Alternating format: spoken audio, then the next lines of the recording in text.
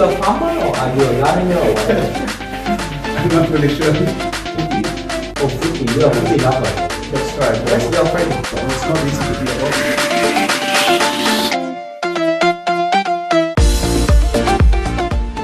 Hello everyone.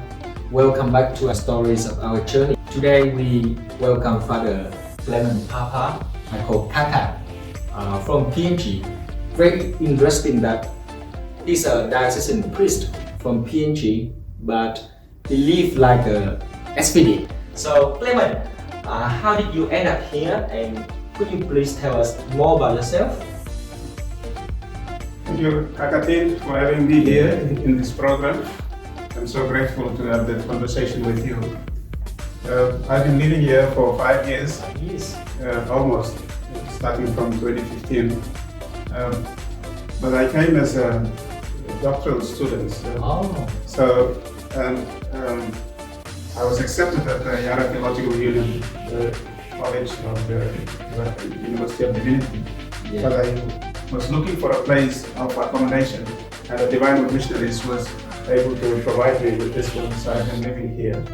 But living with the SPDs, or the community of the Divine Word Missionaries, is not something new to me. I have been living with them in my years of formation.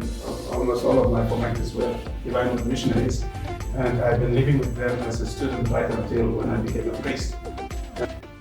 I've done my initial studies to the priesthood in Papua New Guinea itself. That's in various schools, in the Philosophy Center, and then Theology Center in Port Moresby. And then later on, I became a priest. I finished my studies in 1998, and 1999 I was ordained to the priesthood. And I went for further studies to Rome and did my license. Went back and did some teaching in the seminary and information work, and then came over to my doctoral work.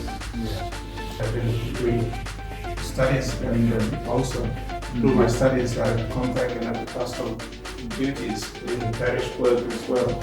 So I know that you really love the garden. You love nature, you love trees, you love many things outside. Are you a farmer or are you a gardener or whatever? I'm not really sure of the farm or garden. Well, back home I used to go for bushwalking. So many times, and then when I was living in the seminary, our seminary is within a lovely spot, fertile soil, and we have a forest. Usually I would do some gardening or plant some trees and get connected with the environment. But when I came over here, it's living in a big city, so there's no bush going for it. I go walk for several hours in the park, but then to get myself closer to the plants, and so I decided to start doing gardening and got involved with most of the flower and Trees and that's right. When I realized with heavy studies, this was a moment of reflection and also a realization. Apart from the garden, do you have any other interesting things to do, or your hobby, your favorite things to do apart from the garden? Working in the garden. Working in the garden. And also another way of relaxing was watching the Footy. Oh, Footy. You're a Footy lover. That's right. What's your favorite team? My favorite team here in the AFL was Essendon.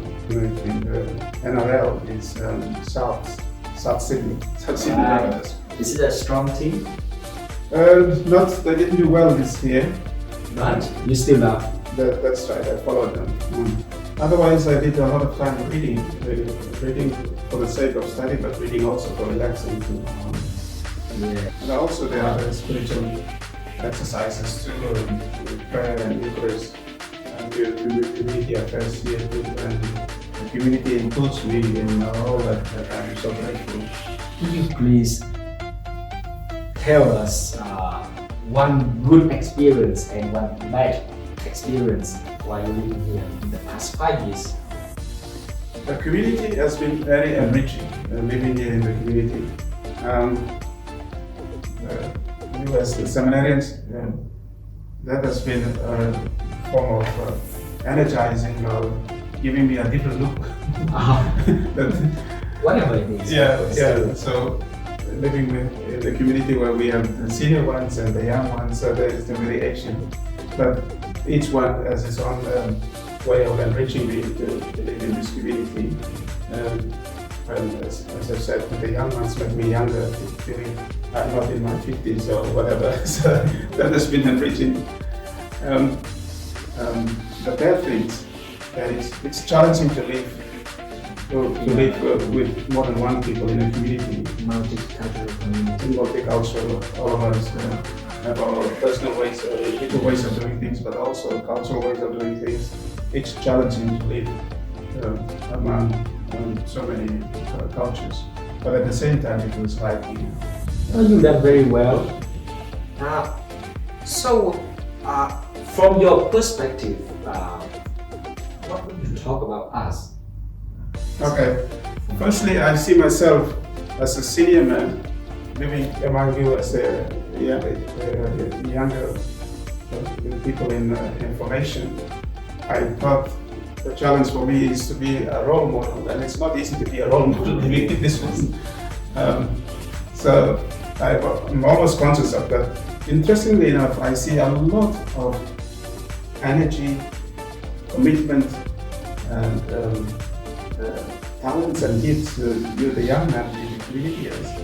And I think one of the challenges is to translate all that energy, all the talents that nowadays your program that you're interviewing, part of this journalism team, is how to make that available to your ministry and to the younger generation there in the community.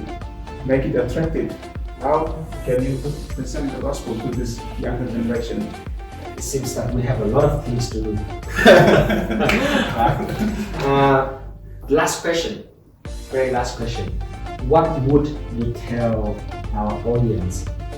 To the audience, I live with this young man in these modern times where so many attractions in the world have taken away so many young people. But this young man have been attracted to the way of the gospel, living this life of the gospel in a particular way. This witness they're giving is a witness you young person there in the community would like to do that.